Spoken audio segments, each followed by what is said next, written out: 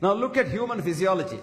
We were arboreous, hunter-gatherers, sleeping on the forest and sleeping on the branches or trees when we were hunter-gatherers. And we could eat only what was available there, fruits and probably some vegetables. Now very interestingly, this was the era when we were very, very healthy. Some records show that we had no illness at all. All that the causes of death were two: A, old age; B, predation. No illness. All the illnesses started in the 10,000 years when we sort of started living in communities and trying to eat, not just non-vegetarian stuff, trying to eat each other. That means hating one another. Today our biggest enemy is hatred. Recently, one of my articles was published in the British Medical Journal where I said, the cause of killer diseases is your mind. The silent killer in your body is not hypertension or diabetes or cancer, but your own mind. And if this mind is poisoned and it hates someone, your own body gets the damage and not the one who you hate. Let me tell you how it happens.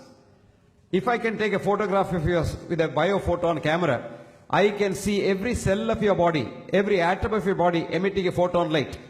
And when I look at that, they are so happy, dancing. If all the cells, you have about 120 trillion cells in your body. Each one of these cells loves the other cell. That apart, it loves the cells of others. My cells love Karthikeyan cells as much they love my cells. Now imagine for a minute that I hate Karthikeyan. I want to damage Karthikeyan. I want to pull the carpet under his feet. And I want to get his chair and become the director of the CBI, Central Bureau of Investigation or whatever. Now what happens? My cells get so confused. My cells say, why is this fellow doing this? Karthikeyan is a part of me. Karthikeyan is like a hand or my head or my leg. So why am I harming him? So a time comes after some time, your own cells start hating your own cells. And that is what we doctors call as autoimmune disease. And you would be surprised. I just had this afternoon a SMS from a doctor in Calcutta. She is a very highly qualified doctor, Refa Sipi. She so beautifully wrote, Professor Hegde, thank you for your article on the mind in the Royal College Journal. And I have started using that on my patients with autoimmune disease, and my patients with cirrhosis liver are doing very well. Fascinating. This only goes to show that if we start loving one another, vegetarianism, non-vegetarianism and things like that pale into insignificance. Ultimately what is needed is love, universal compassion, and that is what exactly is what is called good health. I'll give you the definition of good health. Good health is not absence of disease, because the definition of disease, every one of us has a disease, forget about it, but it doesn't kill you.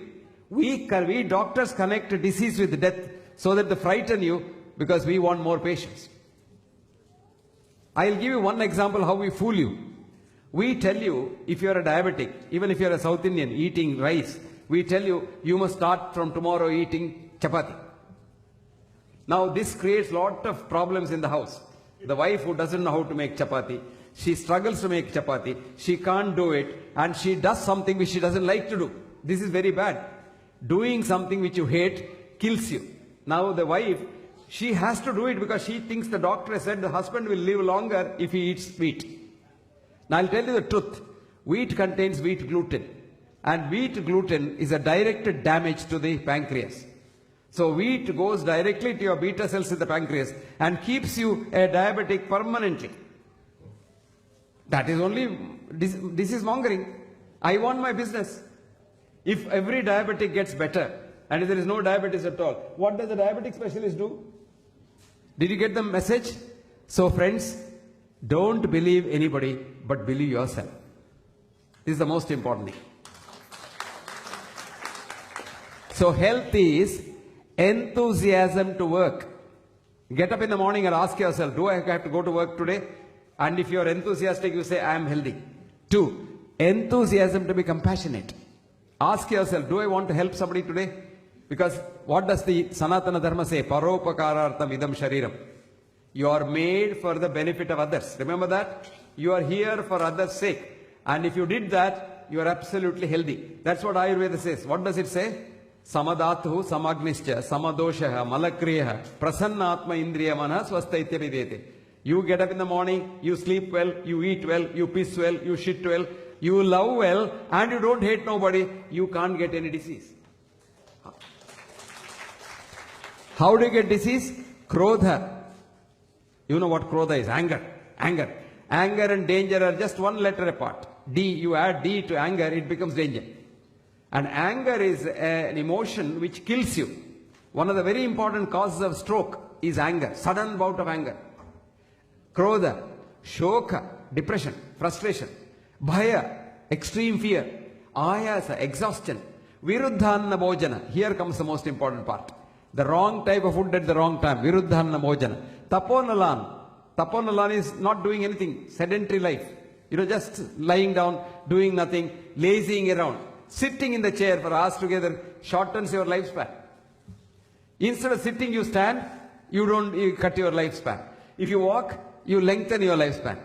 When you're talking, I rarely talk like this, standing in a place, because this is only one mic. Supposing I have a collar mic, I keep walking. When I walk, I circulate my blood better. And I oxygenate my blood better in the lungs. So the better blood goes to my brain. I can think sharper and I can talk better. So it is very important that taponalan. Then what does it say? Katva amla kshara lavana tikshnoshnati rakta pratopai. All kinds of unnecessary things we eat. And that's what produces every disease. What's the treatment?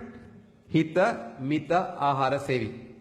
What you like. Now when you sit for eating, love your food. And think of the person who has cooked the food. And imagine the food will be very happy for you. And you start watering in the mouth before you see the food. And when you start seeing the food, the watering, the enzymes in all over the gut start secreting. So you get better digestion, better absorption, and you're more tranquil when you eat. Think of the wife or the husband or whoever has cooked it for you, and the effort that has gone into it. And eating with the hand, you're giving your bioenergy.